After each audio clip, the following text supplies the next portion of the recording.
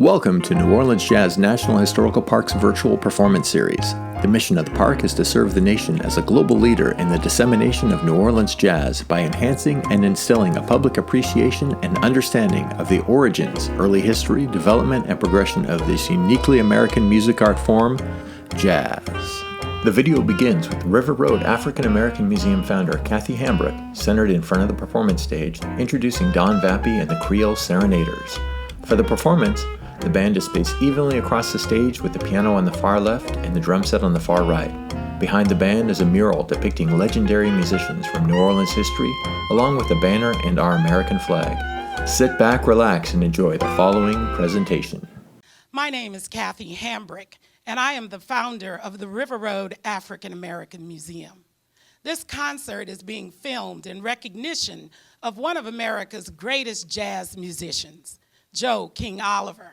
I'd like to thank Don Vappy and the Creole Jazz Serenaders and the New Orleans Jazz National Historical Park for bringing this series of concerts as a part of the rural roots of jazz.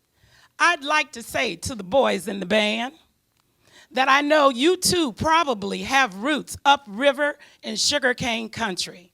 So please come and see us at the River Road African American Museum, or go to our website, www.africanamericanmuseum, and experience the virtual tour to learn more about the musicians from the country who came to the city to create the world's greatest music. Okay, hello again, everyone. I'm Don Vappy. This is the Creole Jazz Serenaders Orchestra, because we increased it a little bit. We have another song for you from King Oliver's later period. And this was actually his last period because he stopped playing after this with his periodontal disease, I believe it's called, his gum disease. He couldn't play. In fact, it's told, one of the stories I read was that in this session, on some of these songs where he had to play high notes, he'd play them, but he was in tears because it's just so painful. So this song is called Nelson Stomp. And I should say that it was this period, Nelson Stomp, St. James Infirmary. These tunes were arranged by Dave Nelson, who I'm pretty sure was his nephew from Donaldsonville, Louisiana, which is the area where King Oliver was from, and my family as well.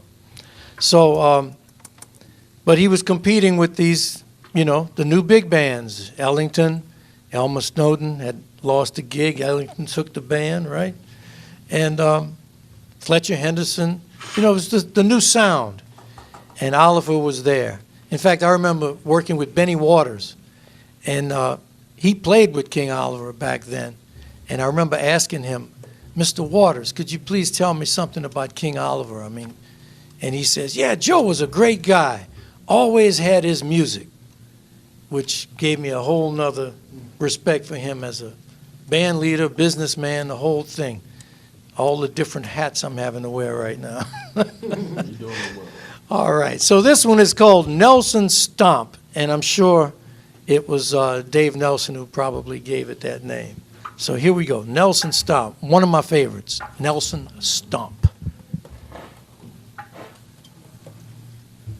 All right, exciting. Ready? 1, 2, 1, 2, 3.